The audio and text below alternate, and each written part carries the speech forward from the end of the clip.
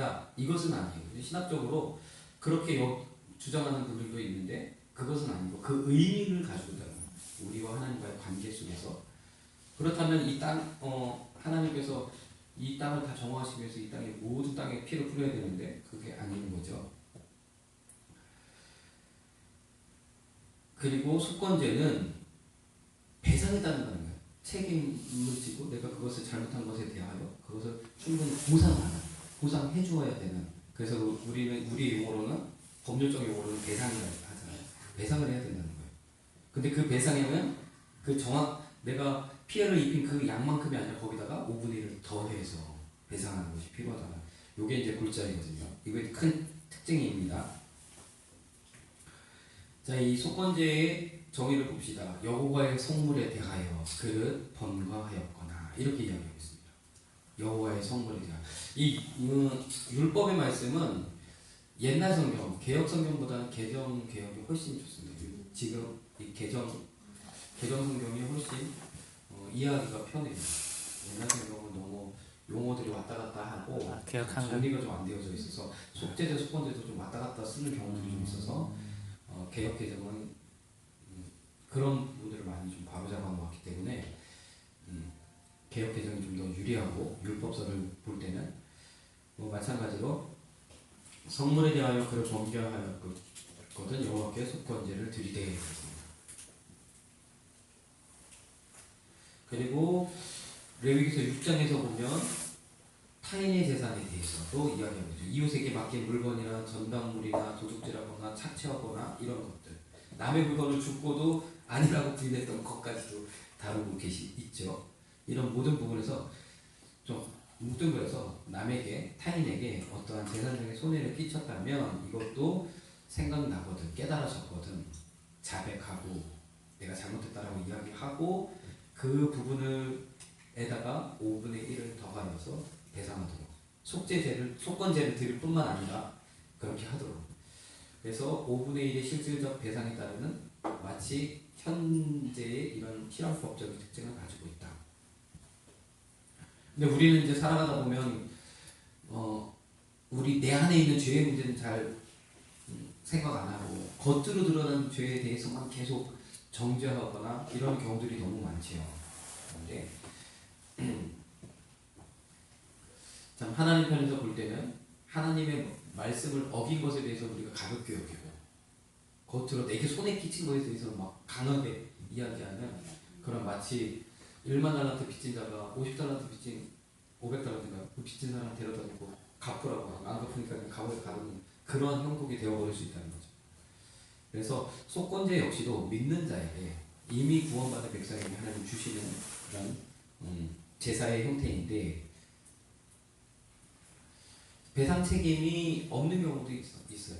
배상 책임이 없는 경우는 누군가가 대표적으로 어떤 손해에 대해서 이 손해가 누구라고 딱 확정지을 수 없을 때 제사장이든 백성의 대표이든 누군가가 책임을 지고 속건제를 드릴 때는 배상 책임이 없고요.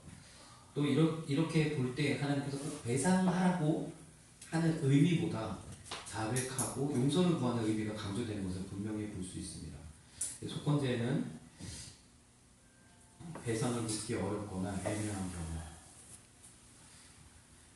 경우, 역시 속건제도 속죄제와 같이 부정을 씻는 의미를 포함하고 있고요. 그래서 이 부정을 씻는다라는 의미는 하나님의 백성, 하나님의 소유된 이러한 자녀들이 그 이후에 예수 그리스도로 말미암아 우리의 모든 죄가 다 사함 받았지만 그 이후로 내가 여러 가지로 또 하나님의 것에 대하여 또 이웃의 것에 대하여 내가 죄를 범했을 경우 이것들에 대하여 또 우리가 이런 마음을 가져야 된다는 거죠. 속건제 역시 믿는 사람들에게 적용되는 제사이다. 자, 속건제는 더더욱 죄의 인정 자백이 필요하다. 자, 속건제 히브리어 어원은 그렇다는 거예요. 죄의 책임을 느낀다라는 뜻이랍니다. 속건제 자체는 그래서 더더욱 이 자백이 죄를 자복하고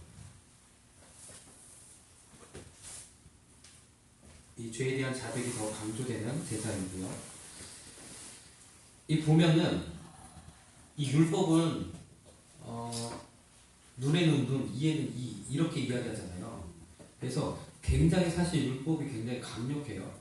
남의 것을 훔치거나 하면 4배, 5배 또는 심하면 10배 뭐 이렇게 갚아야 되는 아주 그래서 일반적인 경우에는 여기도 출애굽기 22장에는 일반적인 경우를 이야기하고 있는데 다른 율법에도 일반적인 경우들이 나오죠. 일반적인 경우에는 더 강력하게 배상을 해야 돼요. 소 한 마리를 만약에 했다, 잘못했다, 도둑질했다, 잡혔다는 거예요. 이거는 잡혔어요. 그의 자백이 그가 스스로 나온 것이 아니라 잡혔어요. 이럴 때는 어떻게 해요? 5마리로. 양 한 마리에는 4마리로 그 가치에 따라서 이렇게 배상하도록. 만약에 살아있으면 만약에 그가 잡혔는데 없어 그러면 4마리로 살아있으면 2배로 갑절로 그 원래 것을 돌려주고 한 마리 더 2배로 도둑질했을 경우에도 마찬가지죠. 갑절로 이렇게 더 강력하게 배상을 하도록 되어져 있어요. 그러나 속건제는 자수한, 그러니까 이렇게 볼 수 있다는 거예요. 자수한 경우, 자수해서 광명차진 경우에는 속건제를 처리가 가능한데 그렇지 않은 경우는 일반 배상을 처리하도록 되어져 있다. 심지어는 죽을 수도 있죠. 돌로 쳐서 내가 상대방의 목숨을 잃게 했으면 내가 스스로 죽음으로 쳐. 내가 죽거나 그 사람이 종이 되거나 노예가 되거나 아주 굉장히 강력해요. 예. 자 그런데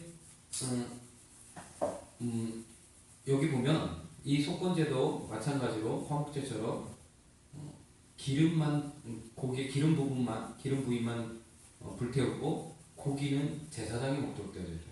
속제제랑 똑같이. 근데 속건제는 먹는 제사로만 구분이 되어 있어요. 그래서 속죄제는 다 제사장이 먹는 제사로만 되어져 있습니다. 그러면 이제 속건제의 특징은 제사장이 먹는 것까지 포함되어 있는 제사 그리고 배상이 다른 거 5분의 1을 더해서 배상하는 이런 이 2가지 특징으로 우리가 볼 수가 있는데 배상을 하고자 하는데 배상 대상이 이미 뭐 돌아가셨거나 뭐 상황이 잘못돼서 없거나 그러면 어떻게 해요? 그 배상을 제사장에게 하도록 되어져 있어요. 배상을 받을 사람이 여러 가지로 뭐 가족 관계라든지 여러 가지 따져서 배상을 받아야 되는데 없으면 애매한 경우라든지 없으면 제사장의 몫으로 돌리도록 또 되어져 있습니다. 그래서 제사장의 역할이 굉장히 강조되는 게 또한 이 속건제이지요. 속건제는 이렇게 이야기하고 있습니다. 6장 2절에 누구든지 여호와께 신실치 못하다. 믿음의 행위를 보이지 못한다. 하나님 앞에 우리의 믿음 신실하지 못하다. 이런 모습을 우리가 회개할 때 이 속건제를 드리라 말씀하셨다는 거예요. 자 이제 지금까지의 상황을 좀 보면 자 속죄제는 하나님과의 관계 회복의 포인트라면 속건제는 하나님께 용서받는 것이 포인트라는 거예요. 자, 죄는 우리가 사람에게 지었지만 이 죄에 대하여 하나님의 용서를 구해야 되는 거죠. 죄는 우리가 이런 여러 가지 물건에 대하여 우리가 손해를 끼쳤지만 하나님께 대하여 신실치 못한 것이 되기 때문에 하나님께 대하여 용서를 구하는 것. 자 그러면 이제 이 속건제의 의미를 좀 더 우리가 좀 확장해 볼 텐데요.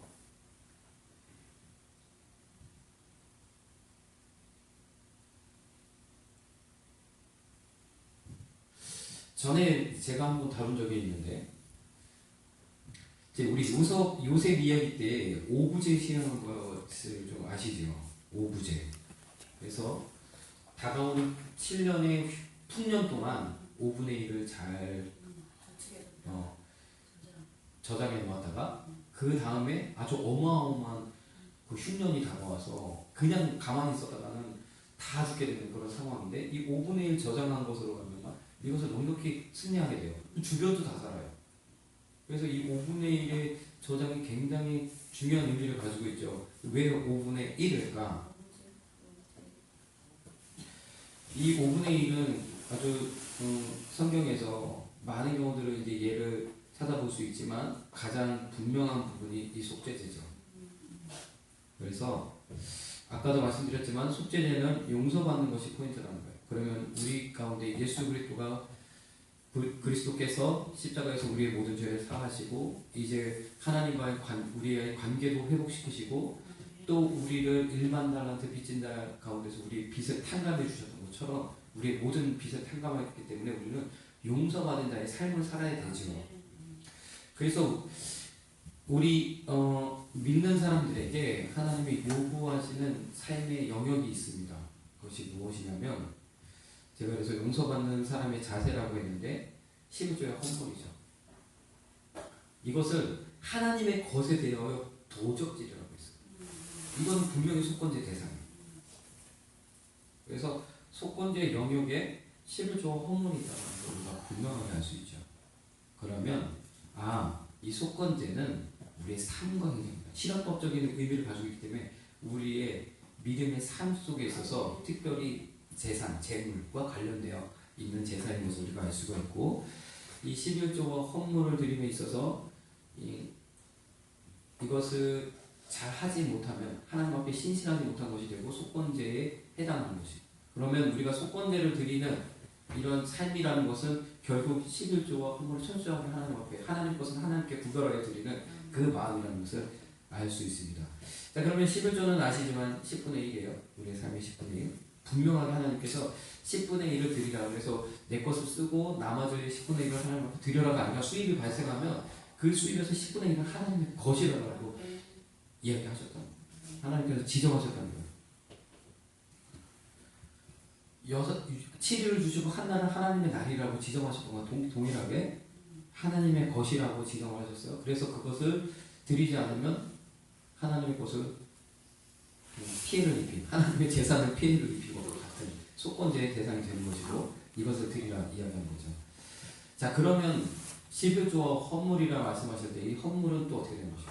나머지 10분의 1을 또 이야기하는 거죠. 자 그래서 우리가 자 10분의 교회에서 늘 헌금 이야기할 때 10분의 1, 10분의 11조를 이야기했지만 11조 생활을 잘 하시는 우리 성도님들은 대부분 수입의 10분의 1만 드리는 것이 아니라 더 드리게 되죠. 주일 헌금도 드리고 감사 헌금도 드리고 건축 헌금도 드리고 여러 가지 헌금들을 드리죠.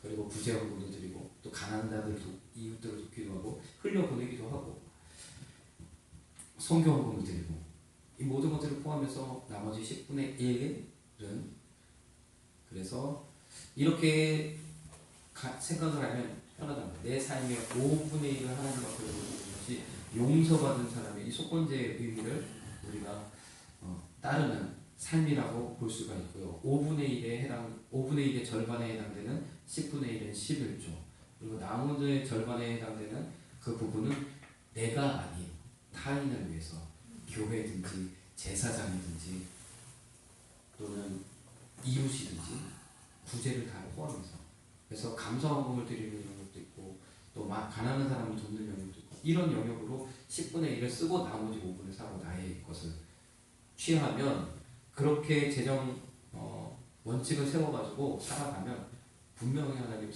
창고에 쌓을 곳이 없도록 붙지 아니하는 시험을 하셨던 거죠. 하십니다. 아까 말씀드렸던 요셉의 이야기를 통해서 우리가 한 번 더 볼 수가 있고요.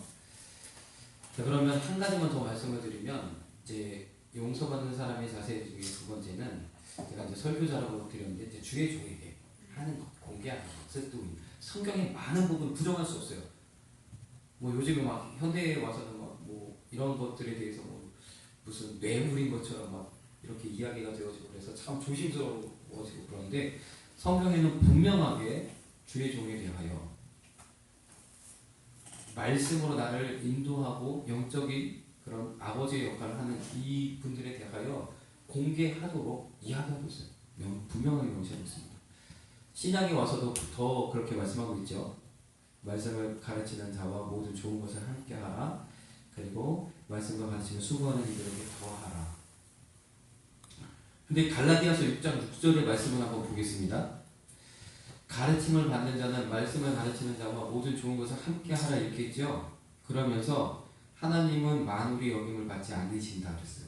없인 여김을 받으시지 않는다. 하나님은 속일 수 없다는 거죠. 사람이 무엇으로 심든지 거두리라.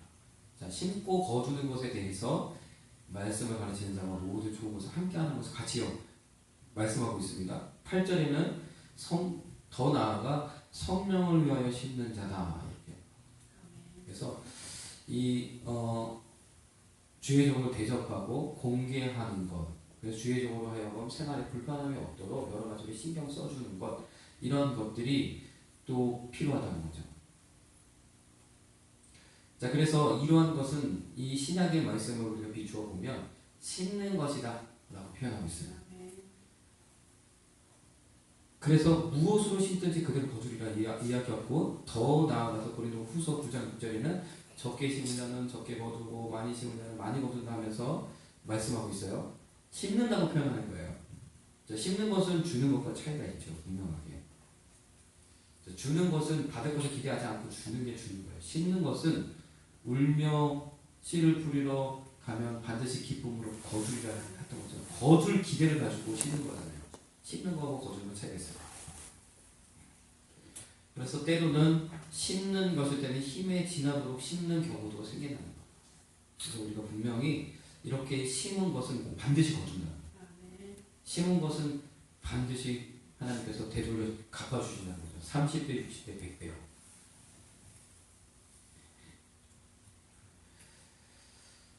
자, 그래서 이 아까도 보았지만 고린도후서 9장 8절에 있는 말씀,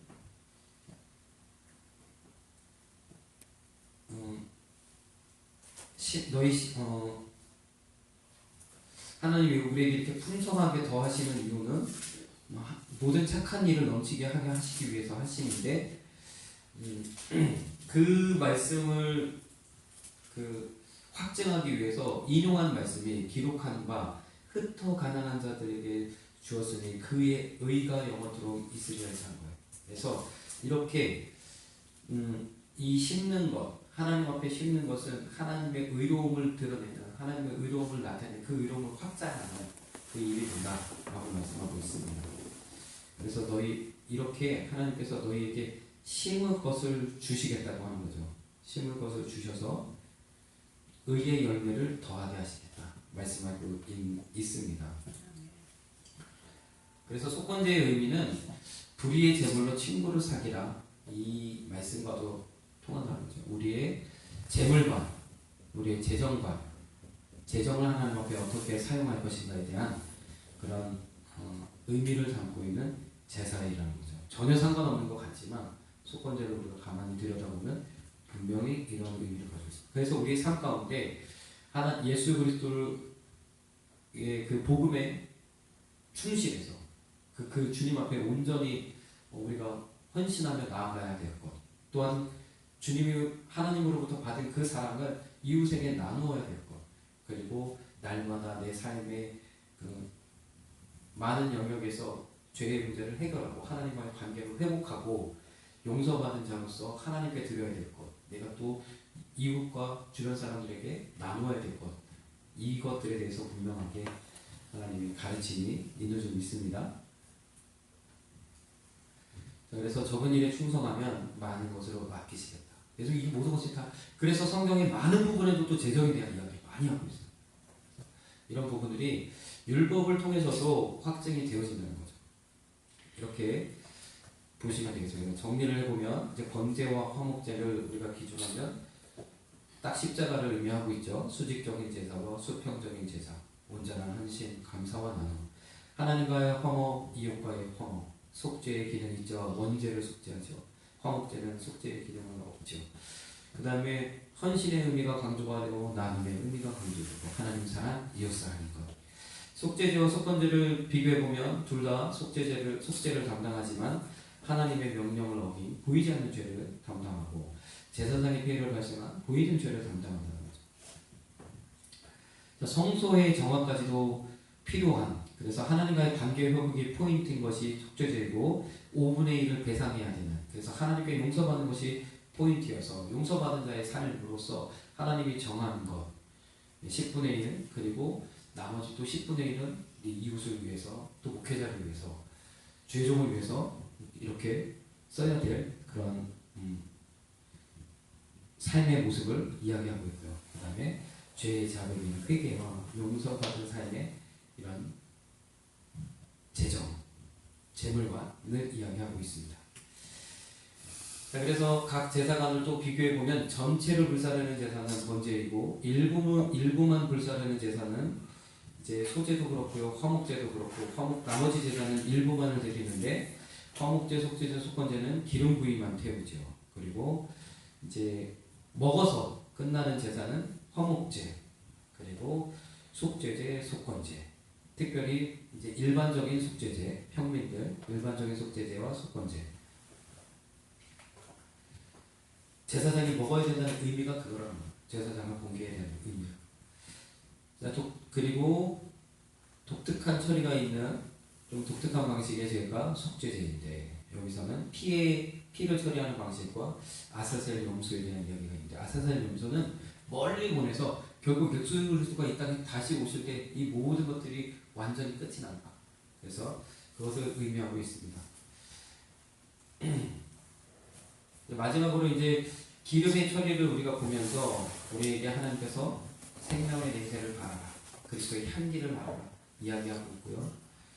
이 모든 제사에 나타난 예수 그리스도를 우리가 보아야 되는 거죠.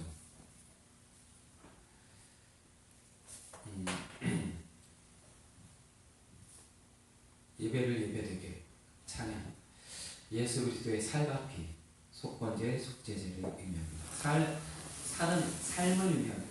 피는 우리의 죄를 담당하시고 우리의 부정을 씻기시는, 우리를 깨끗하게 회복시키시는 것을 의미하고, 살은 우리의 삶을, 하나님의 늘 말씀으로 우리가 살아가야 하는 그 삶을 의미하는 거죠.